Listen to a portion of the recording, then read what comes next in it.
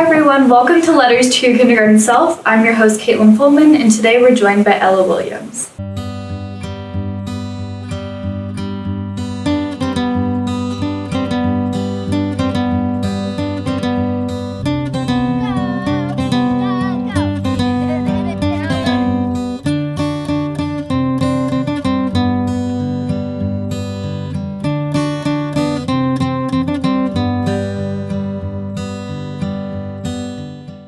Dear Kindergarten Me, it's been a hot second since we've spoken. I hope you're having lots of fun with your friends and your Tinkerbell movies. I hope you're being so kind and caring to everyone you meet and taking in every new experience that comes your way. I admire the positive outlook you have on the world, and I wish everyone else had a sense of compassion like you. I've tried to channel that positivity in my life for the last couple of years because, geez, it's been a roller coaster. It's been a long ride, but hey, I survived, and I want to tell you all about it. You love to dance. Right now, it may seem like a fun little activity you do after school, but it'll become so much more than that. It started getting serious once we moved studios in 3rd grade. You may not have been the best at first, and you may feel held back at times. But trust me, those connections you gain and the knowledge and training you consume will change your life forever. Warning though, your ending that studio only 3.5 years later might not be what you expected.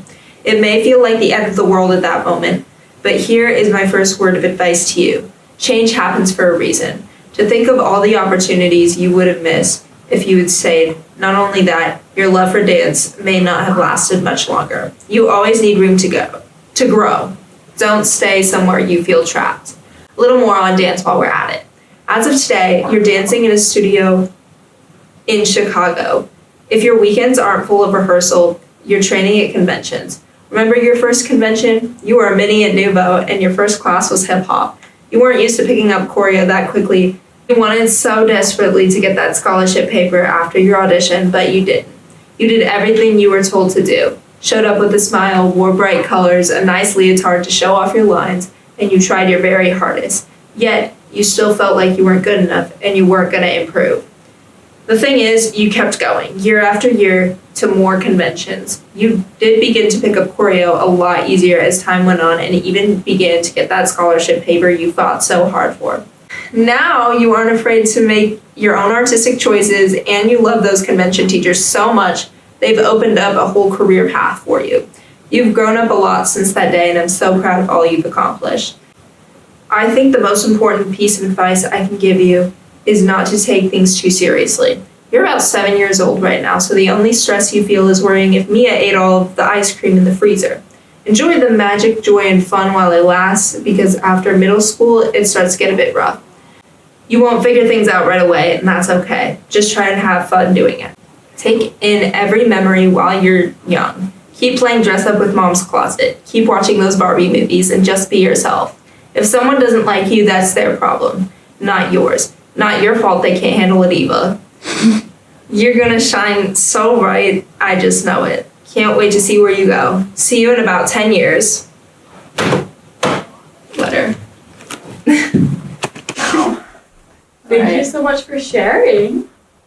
Yes. So, I know that was a lot of feelings. Can you bring us back to your first memory about dance and when that turned from an after-school activity to a more competitive route? Yeah. Okay, so basically, I started dance when I was 3 at this it wasn't exactly a small studio, but I was in a recreational program. We were just doing tap recitals and stuff in our cute little sparkly costumes, and there was always a teacher in the side of the wings just telling us what to do. And I was just there to have fun. But then my three other friends in that studio were all thinking of moving to this other studio, which is a lot more competitive. But yeah, it was a big transition, and it, my old studio, we didn't actually, train, but at the new studio we were moving to, we did. We were doing, 3 ballet classes a week, and, we were doing full-blown, bar pre-point class, and we were doing, stretch class, jazz technique, actual jazz technique, and actual tap technique. Was not used to it. I wasn't even on the competition team yet. I was just training. And I was yeah, I'm behind, sure. But also I was like 7 or something. You're like young. it was like never that deep. And like I just got like so insecure about myself because like remember my other friend that I moved with was progressing a lot faster than I was, and I would be like, I'm not good enough. And I was like held back for another year in like the same level while everyone else moved up and like a whole new group of people came in. So I don't know, I felt kind of like held back for a minute, but then I was like, I just got to work harder. And I did. And obviously I improved. So like from that studio, that's basically where I got all of my technical foundations from. And motivation. Yeah. And that's where I was like, yeah, okay. And like it got to a point where my schedule was like literally just dance. So I couldn't imagine doing anything else with my life but dance.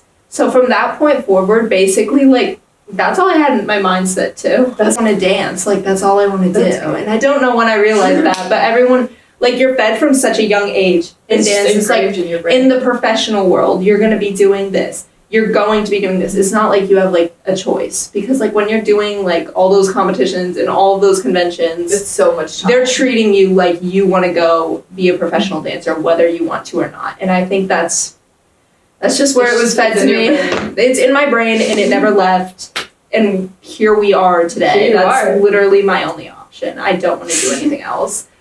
I think too, part of it you mentioned in your letter is when you went to conventions so young, you expected to do like really well right off the bat, and then when you didn't, it was really disappointing. Yeah. What was it like to like face disappointment so young?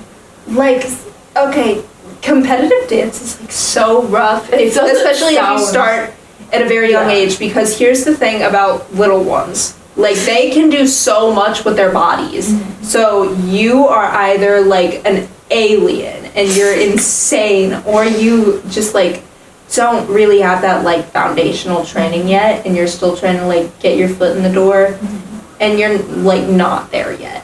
Which I was absolutely one of those kids that was just not there yet, because like I know at my studio, like we would rehearse dances like this and this and that, so you had so much time to like pick up choreography. You had a lot of time to practice. You had 30 weeks to get it down pat. That's so much time. Conventions, you have an hour per class, an hour a combo. But like that's how it is in the professional world. You have like less time than that in the professional world, and they're treating you like professionals since you were 8. So basically, like the thing about conventions is it's like such a weird thing, because I literally whenever I try to explain dance conventions to people, they're always like, what? Because I'm like, oh, there's a scholarship audition. I'm like, they're like, scholarship for like college? I'm like, no, scholarships to like go to another city for free. And like, to go to another convention. Yeah, to like another one of their conventions for free. But also another thing, if you get that scholarship at the like little audition they hold, like you learn a combo and then you do it in groups, and then they pick their like 30 people out of the like 100 to like get the scholarship. You can also compete for their title at nationals.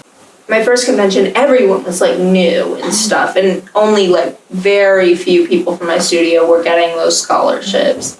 And so I didn't really feel as bad at first, but then as the years went on, like more and more people started to get it.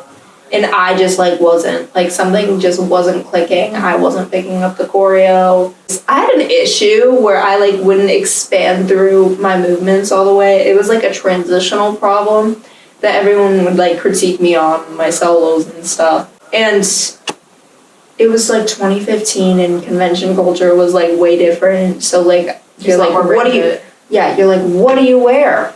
And they're all like, wear something tight. Wear like a leotard that shows off your legs, and it needs to be neon pink so they see you. They're gonna see you anyways. Like, and like, eventually as I started going, like the style started to change, and I was like, I just don't feel comfortable with myself. And then suddenly I just kind of stopped doing what everyone said to do. I just did the whole opposite. They're like, wear tight clothes. I started wearing like full on sweatpants. Good. Wear bright. Where like so you found a different like way to express. I found a different way to express myself, and I started to like find my style dancing. If you don't feel comfortable in what you're dancing in, like that's just such a huge problem. You're not going to perform as well. You're not going to feel comfortable. You're going to feel like everyone's judging you. And I always would feel like people are judging me, But now that I'm like in that position of like, oh, I'm okay. Like, You see a change. You see a change. Like, nobody is really looking at you that hard. Nobody wants you to fail. Everyone was like, wear hot pink. And I started just wearing, like, literally black. And I was like, oh, so basically I found out my style is more like darker colors. And I like the looser fitting vibe. Like, obviously I'll put on, like, some basketball shorts for ballet. Yeah, then it just got better. And I remember it was maybe 8th grade when I first got that scholarship paper at that audition. And I was so proud of myself because it was like, we were in like Nouveau Detroit, and I remember everyone was like really good. So I was like, I don't know if I'll get it this time, but I remember I was like, I knew the combo for once in my life. And I finally got that paper. Got it down. And I was so happy. But I'm like, I think about it and I'm like, it took me how many years to get there? Like, from age 7, 8 maybe to age 14. But you still. That was 7 years, and I still got it. Yeah. Like, we're still steadily building. And like, now I'm at a point where I'm like getting it consistently, and I figured out the system, and I'm like down pat with it. But it took me a while to get there. Yeah. But I think 7-year-old me would be very proud with the progress we've made in that today, because that is not an easy thing to do. I just got back from Nouveau again this weekend, which Nouveau Indie, where it all started, my first convention versus my second to last Nouveau ever this weekend. That's crazy. Yeah. Okay, wait. But that's right. But if you had like a song that you could envision yourself, if it's like the song of your life, like the song of your dance experience, like what song would that be? Okay. Letter to My 13-Year-Old Self by Leve. Song made me cry. That never happens. Really? That literally Only never song happens. that's made you cry ever? It might be. Really? Actually. Because, like, here's the thing. Like, movies and stuff, I feel like I don't cry. I cried during, like, Wreck-It Ralph 2 for no reason. What? Like, I don't know why. It wasn't even that sad. But I never really, like, cry to music. Like, if I have an emotional reaction, I'll just be like, what I listen to. I need that song, like, ingested in me. But, like, I don't know. I just cried. Because I don't listen to lyrics either sometimes. Like, I'll just be like, oh, nice beat. But then I listen to it, I'm like, is this the story of my life?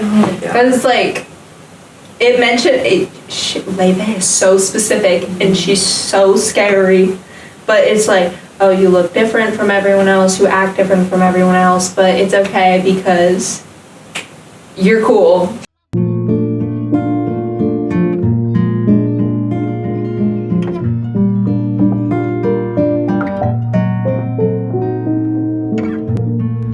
Don't you worry about your curly hair. Good job, Mia. Good job, good job, good job, good job, good job. Clothes that don't quite fit you anywhere.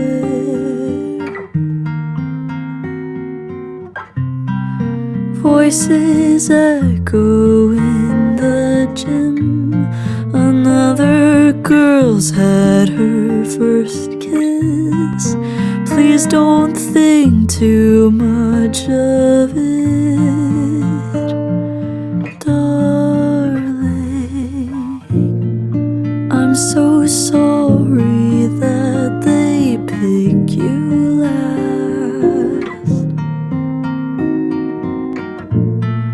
Try to say you're for